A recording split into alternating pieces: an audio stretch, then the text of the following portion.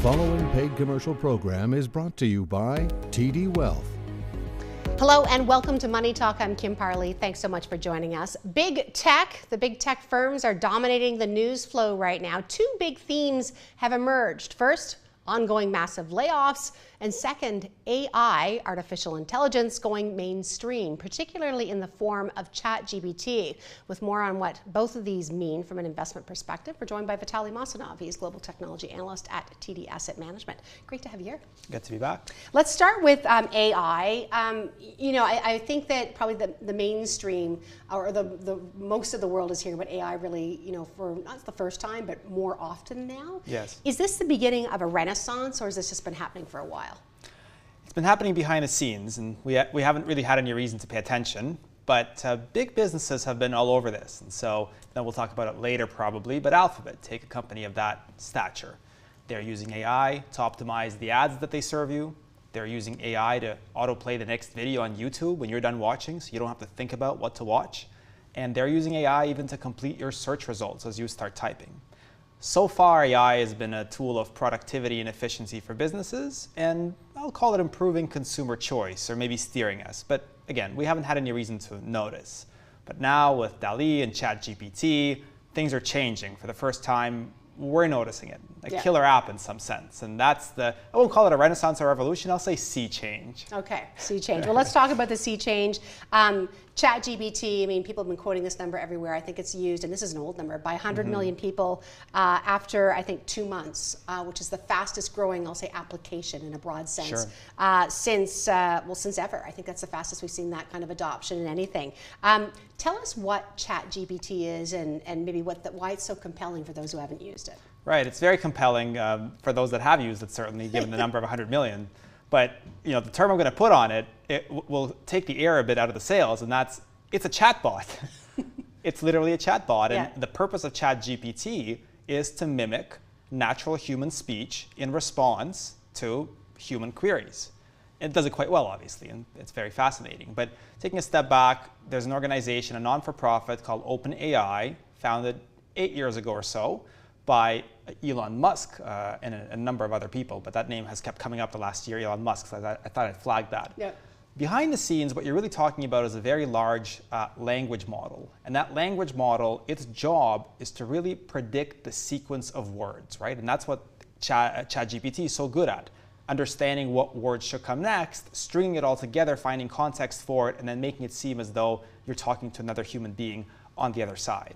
And so it's been a little while. This has been in the works. 2018 was when the first iteration of this type of model came out. This most recent one, 175 billion parameters. I, in my head, simply equate those to neurons or synapses in your brain. So tremendous size. The trainers have gone, the researchers have gone, trained it on the open internet. 300 billion words. We're talking about 500, 600 gigabytes of data. But not only, I'll say lastly, have they trained this model on the open internet to read Shakespeare and to explore Wikipedia, but then they've used two techniques, supervised learning and reinforcement learning.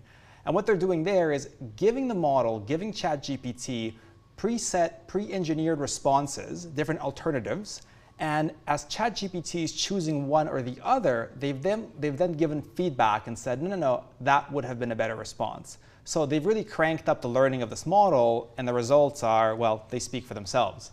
It's incredible to use for people who play around with it. I know my son has been playing with it. I've been playing with it. Teachers are terrified of it because they think it's going to be writing essays now.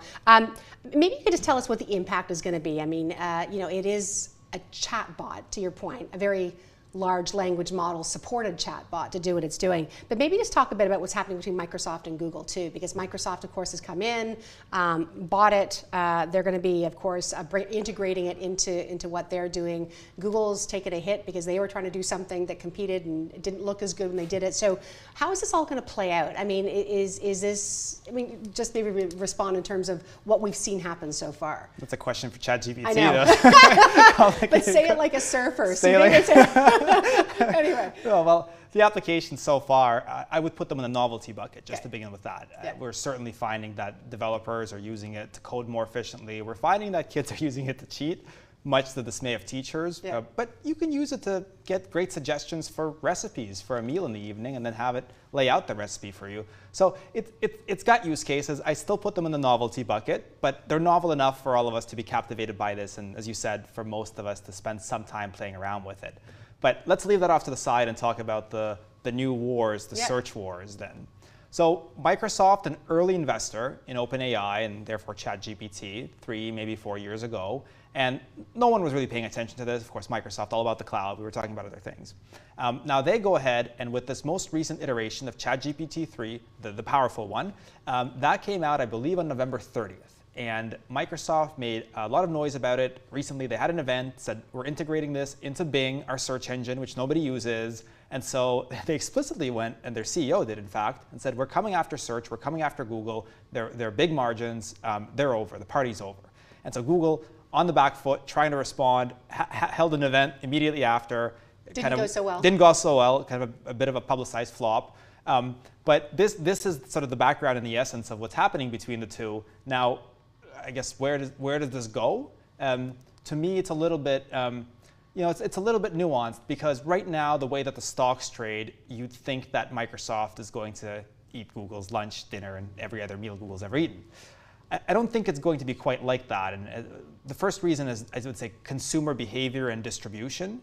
If you consider the revenues that Google generates off of search, 90% plus come from mobile.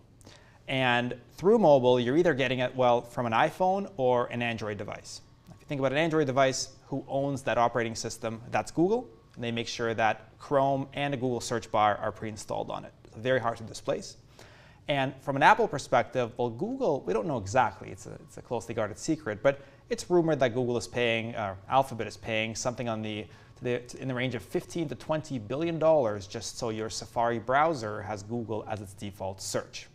And so the distribution channels for what search you use are very much locked down by Alphabet, at least for now. And so the way for Microsoft to win is through PR, and they're doing their best at that. But it's to convert that PR and get you to install the Bing app on your phone.